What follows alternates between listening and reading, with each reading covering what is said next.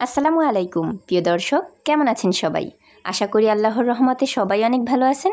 আলহামদুলিল্লাহ, আমিও ভালো আছি। আজকে আমি তৈরি করব কাঁচা আমের আমসত্ত্ব। এই কাঁচা আমের আচারটা দেখতে যেমন লোভনীয়, খেতেও দারুণ মজা, আর সংরক্ষণ করা যাবে বছরের পর বছর।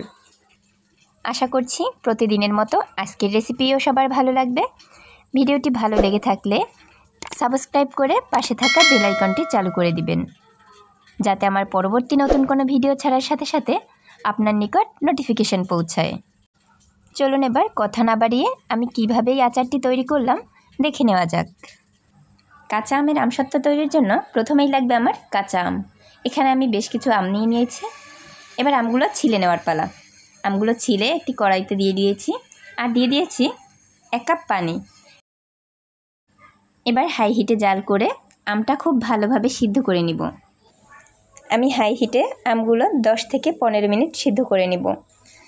আমটা সিদ্ধ হয়ে গেলে আমের পানিটা কিন্তু আমি ফেলে দিব না। আমের পানিটা দিয়েও আমি একটি রেসিপি তৈরি করব, ইনশাআল্লাহ সেই রেসিপিটাও তোমাদের সাথে শেয়ার করব। 10 মিনিট পর কিন্তু আমি আমগুলো একটু নেড়ে চেড়ে দিচ্ছি। নিচের আমগুলো উপরে এনে দিচ্ছি, আর উপরেরগুলো নিচে,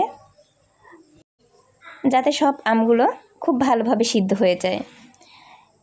এবার আবারও 5 মিনিট জাল করে নিব। ফিরে আসছি 5 মিনিট পরে। সব আমগুলো সিদ্ধ হতে আমার সময় লেগেছে 15 মিনিট। 15 মিনিট সিদ্ধ করার পরে আমি আমটা পানি ছেঁকে নিয়েছি। এবার আমি আমগুলো একটা চালনিতে নিয়ে খুব ভালোভাবে ছেঁকে নিয়েছি। এবার পরিষ্কার একটি পাত্র নিয়ে আমি আমের পিউরিগুলো দিয়ে দিয়েছি। এবার আমি আমের পিউরিগুলোর মধ্যে ব্যবহার করব চিনি। এখানে আমটা যদি টক হয় তাহলে চিনি বেশি লাগবে, আর আম মিষ্টি হলে চিনির পরিমাণ কম দিবেন।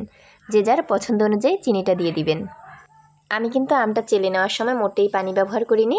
সেটা হয়তো আপনারা আমটা দেখেই বুঝতে পারছেন যে আমের ঘনত্বটা কতটা বেশি। এবার চিনি দেওয়ার ফলে কিন্তু আমের পিউরিটা একটু পাতলা হবে। যেটুকু পাতলা হবে ওইটা আবার আমি জাল করে ঘন করে নেব। এবার জাল করে চিনিটা গলিয়ে নিচ্ছি। আর একটু কালারের জন্য দিয়ে দেব সামান্য গ্রিন কালার। এখানে আমি সামান্য একটু ফুড কালার ব্যবহার করেছি। এটা অপশনাল, এটা আপনারা চাইলে কালারটা ব্যবহার করতেও পারেন, আর না চাইলে ব্যবহার না করলেও পারবেন। ফুড কালার ব্যবহার না করলে যে খেতে ভালো লাগবে না তা কিন্তু নয়। আমসত্ত্ব কিন্তু খেতে ভালো লাগবে ফুড কালার না দিলেও, কিন্তু এখানে দেখতে যাতে কাঁচা আমের মতো লাগে, এর জন্যই আমি সামান্য গ্রিন কালার দিয়ে দিয়েছি। ফুড কালারটা দেওয়ার পর খুব ভালোভাবে নেড়েচেড়ে মিশিয়ে নিতে হবে, যাতে খুব ভালোভাবে আমের পিউরির সাথে ফুড কালারটা মিশে যায়।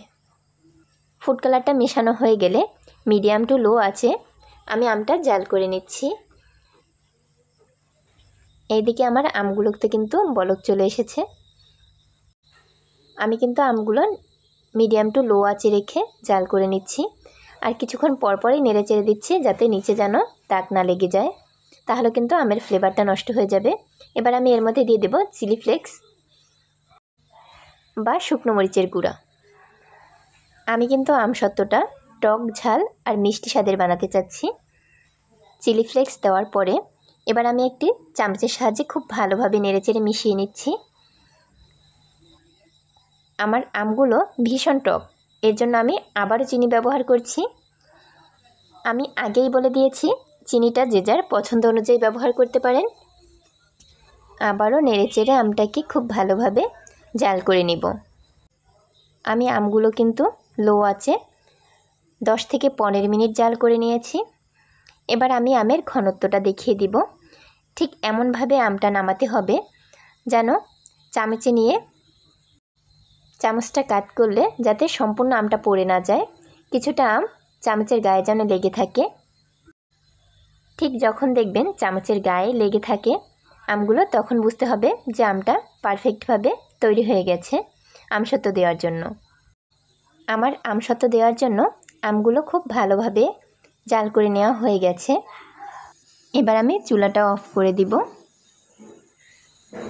এবার আমসত্ত্ব দেওয়ার জন্য আমের পিউরিগুলো আমার রেডি হয়ে গেছে। এবার আমি একটি স্টিলের ট্রে নিয়ে নিয়েছি, তার মধ্যে তেল দিয়ে হাতের সাহায্যে খুব ভালোভাবে ট্রেতে মাখিয়ে নিচ্ছি। তেল মাখানো হয়ে গেলে আমি ওই আমের পিউরিগুলো এবার ঢেলে নিব। আমের পিউরিগুলো এমনভাবে ট্রেতে দিতে হবে, খুব বেশি ঘনও না আবার খুব পাতলাও না। আমি একটি চামচের সাহায্যে খুব ভালোভাবে সব জায়গায় একরকম করে সমান করে দিচ্ছি। সমান করে নেওয়া হয়ে গেলে 2 থেকে 3 দিন কড়া রোদে শুকিয়ে নিলেই আমসত্ত্ব তৈরি হয়ে যাবে। আমার রেসিপিটি ফলো করে আপনিও তৈরি করতে পারেন দারুণ মজার আমসত্ত্বর রেসিপিটি। আশা করছি ছোট বড় সকলেই পছন্দ করবে। আমার আমসত্ত্বটা 2 দিন রোদে দেওয়ার পরে খুব ভালোভাবে শুকিয়ে গেছে। এবার আমি একটি ছুরির সাহায্যে কেটে নিয়েছি। কিছু আমসত্ত্ব আমি রোল করে নিয়েছি আর কিছু আমসত্ত্ব আমি ছোট ছোট স্লাইস করে কেটে নিয়েছি।